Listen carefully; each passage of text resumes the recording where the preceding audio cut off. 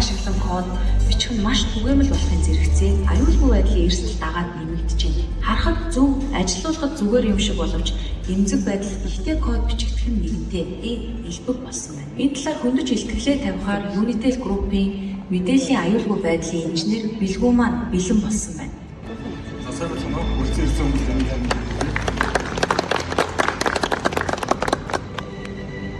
За тэгэхээр өнөөдрийн миний бодлоор одоо генерат хийсэн кодын мэдээллийн аюулгүй байдлын талаар ярих байна. За тэгэхээр хэдүүлээ эхлээд сэдв рүүгээ гүнзгий авахаас өмнө хэдэн статистик харж үзье.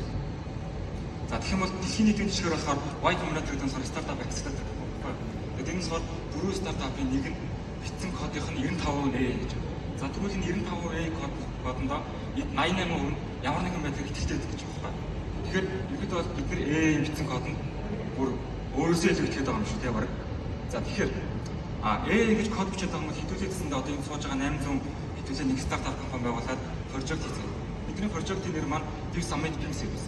За окей. За тэгэхээр одоо би болохоор код хайлаачдыг ашигласан байгаа. Тэгээд энэ дөр болохоор ер нь бол кодыг бичиж өгч байгаа шиг үнэтэй та харж байгаа те. За тэгэхээр ер нь бол амархан болсон юм шүү дээ те. За кодоо ингээд бичүүлжтэй ер нь бол нэг юм. Тэгэхээр бидний өнөөдөр хийж байгаа код маань болохоор яадаг код вэ гэхээр Ping-ийн пингийнхаа үр дүнгийг гаргачихж байгаа. За окей энэ ийм амархан прожект бид нар хийж л одоо 30 секунд. За окей. Тэгэхээр бидний хийсэн энэ код эмзэг байдал байгаа юу байгаа. Ямар эмзэг байдал байгаа. Тэгэхээр энэ байгаа код маань clone код байгаа. Энэ clone код маань яаж байгаа гэхээр энэ хортой код temp файлаар биччихлээ. Тухайн temp файлаа ажиллуулсан. Энэ дээр ambient нь болохоор ping service-ээс гадна энэ кодыг ажиллуулсан. За кодоо явуулчлаа. Ping service panic гацчлаа.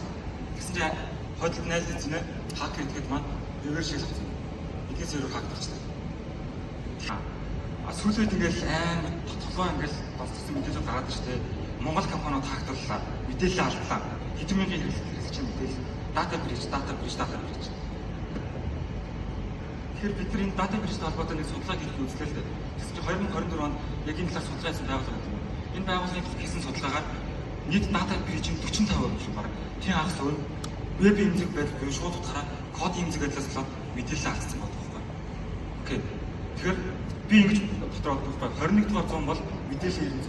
Тэгээ мэдээлэл 900 гэдэг чинь мэдээлэл өгөгдөл гэдэг бол юунаас ч үүдтэй. Тэгэхээр бид нар ердөө хайх юмжгүй мэдлэггүй байдлаасаа болоод датагаа алдсаар байна. Окей. Тэгэхээр бид нар сая ингэж амар амархан код бичсэн шүү дээ. Wild coding бичсэн. Тэгсэн чинь яг үүндээ бид нар wild coding гэж зүгээр уулнаас сервис бичээд байгаа юм шүү тийм. За окей. Тэгээд энийг ингэж хараад үзсэн чинь нийт LLM-ийн генерат хийж байгаа кодын 40 хүртэлх хувь 40 хүртэлх хувь нь эмзэг байдалтай байдаг гэсэн. Тэгэхээр сая чинь бид нар чинь 88% тань LLM-ийнхаа кодыг итгээд зүйлстэй. Гэсэн чинь LLM маань бидрийг ингээд болж байгаа битрэй хийж өгтээ. Окей. За тэгэхээр хэдүүлээ яг энэ шалтгаанууд маань өмнөөс авч байгаа сая ярьсан data quality байгаа. Тэгээд дараагийнх нь болохоор LLM руу чиглэсэн хакеруудын атак байгаа. Тэгэхээр ингээд бол ингэдэг хамгаалж байгаа хүнээс хакер ямар нэг алах бодлоготой байхгүй. Тэгэхээр хакерууд маань LLM-ээр бид ингээд wild coding хийгээд байгаа гэмтгүүтээ LLM руу хакерч эхэлж байгаа гэсэн. Бид нар рүү шууд таагдахгүй хакерууд маань бидний кодоо бичгээс өмнө биднийг хакцсан юм гэсэн. Окей тэгэхээр прожект хийхээс өмнө бид райзны хакерсан гэсэн. За окей. Тэгэхээр яаж хактаад байгаа юм бэ? Тэгэхээр ингэж байгаа гэсэн. Хакерууд маань одоо GitHub repo ч юм уу public repo-нууд руу яаж хортой кодыг энэ бол үнэхээр аюулгүй код шүү. Энээс өөр аюулгүй код байхгүй шүү. Гэт оруулж байгаа гэсэн дата set. Тэгэх юм бол одоо бид нар девелоперууд ч юм уу илтгэл сурж байгаа хүмүүс тэрийг нь мэдхгүй ямар нэгэн байдлаар фильтр хийхгүй data governance хэрэгжүүлээгүй хоолмоос сурчиж байгаа.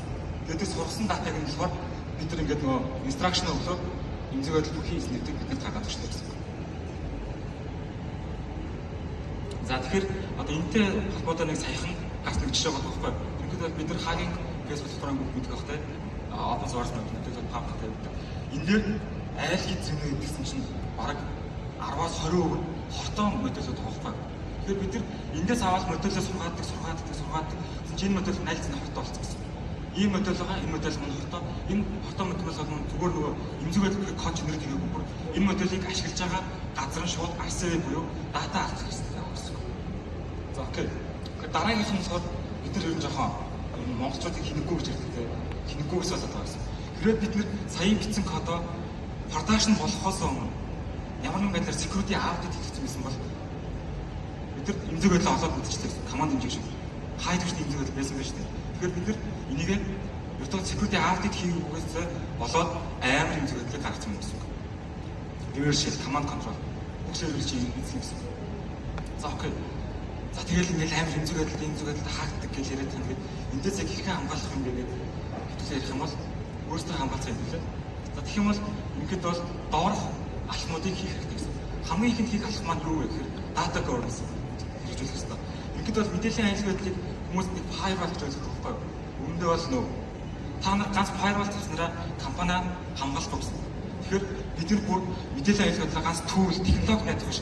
Бид нар дүрм журм, policy, governance найдах хэрэгтэй байхгүй юу? Тэгэхээр бид нар policy-наас эхлээд, процессоос эхлээд хэвлээ аюулгүй байдлаа хангаж эхэлсэн гэсэн.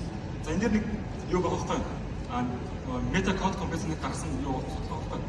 Өөртөө data governance хэрэгжүүлээд фильтр одоо модель дээр фильтр хийсэн байхгүй юу? Тэгэхэд тухайн моделийн имзэг байдлаа код гаргаж байгаа нь 40 өөр гэсэн байхгүй юу? 40 хөдөлгөөн байна шүү дээ. Сая хэдүүлээ харсан шүү дээ. Бид